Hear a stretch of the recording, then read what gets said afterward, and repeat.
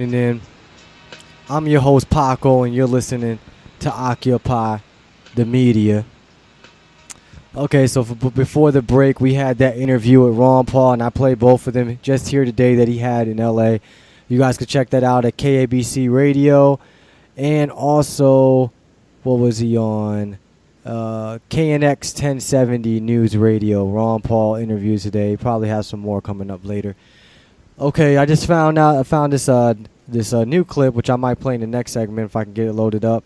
MassLive.com does a little news segment about Mitt Romney's problem with the Massachusetts, delegates. His little issue with his candidates not being chosen to go to the convention. So you might play that coming up later.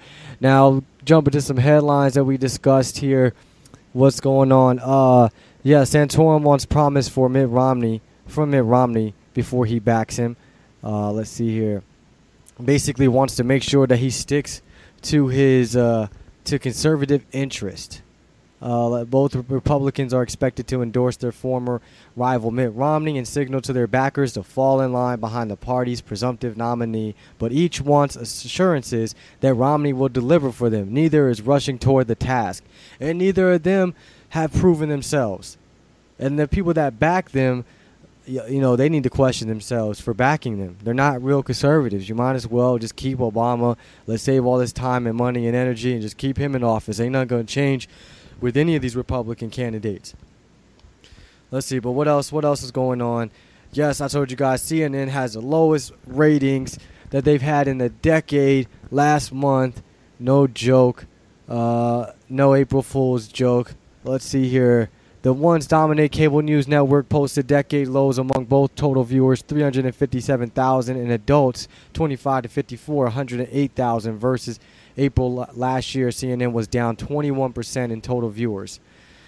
And Fox News Channel, that says in comparison, was up 2% in total viewers. MSNBC was flat and down 5% with the 25 to 50-year-olds. So the mainstream media is taking a hurt. They are losing viewers, and they are losing, faith. People are losing faith in the mainstream media, and that's what we need. We need more people to realize that it's all a joke. It's a game. It's all a show. Half the things, if not 100% of the things, are lies or half-truths in the media. Okay, this is crazy. Feds to impose a no-fly zone in Chicago. It says here on Chicago Sun-Times. The government is warning small plane pilots that could be shot down if they violate a no-fly zone in Chicago during the NATO summit. The Federal Aviation Administration has issued a flight advisory for May 19th to the 21st, banning non-commercial aircraft from flying within 10 nautical miles of downtown Chicago and below 18,000 feet. The United States government may use deadly force against the airborne aircraft if it is determined that the aircraft poses an immediate security threat. So yeah, let's just shoot it down. That's not going to cause a threat. I mean, just a plane flying by, we're going to shoot it down.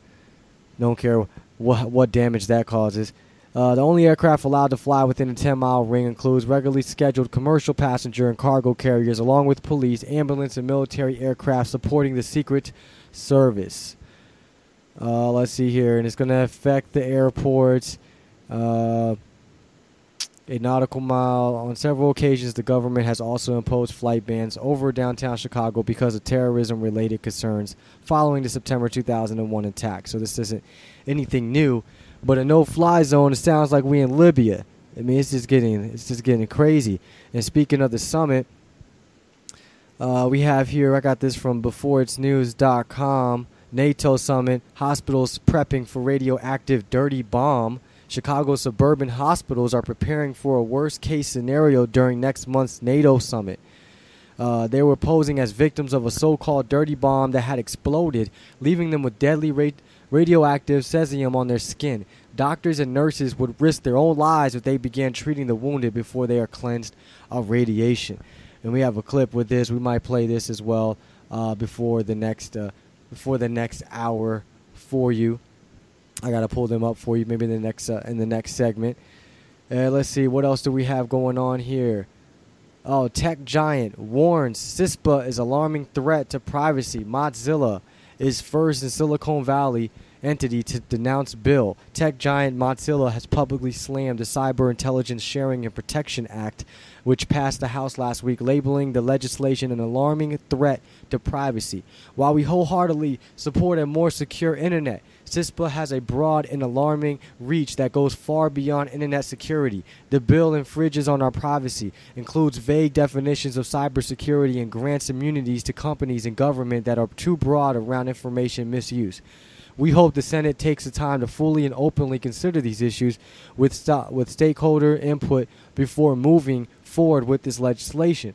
Mozilla, which is best known for its Firefox browser, said in a statement, "The statement is important because it marks the first time any Silicon Valley entity has denounced CISPA, with an array of powerful companies lining up in support of the legislation, which passed the U.S. House of Representatives 248 to 168 and now heads to the Senate. Facebook, Microsoft, IBM, Intel, Oracle, Symantec, AT&T, and Verizon have all backed the bill, with Microsoft reaffirming its support yesterday after rumors the company was getting cold feet, while Google has refused to take either side. CISPA has been identified by many as a great threat to privacy than SOPA, which was opposed by a deluge of major tech firms after a viral online opposition campaign. But because CISPA has received less attention, corporate giants have found it easier to stay mute.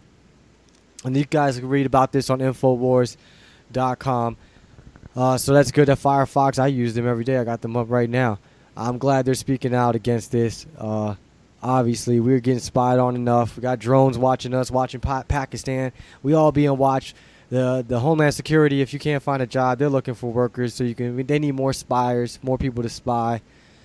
It's getting crazy. What else I talked about earlier today? California man forgotten. Okay, so he gets arrested, thrown in jail. They forget that he's in a holding cell.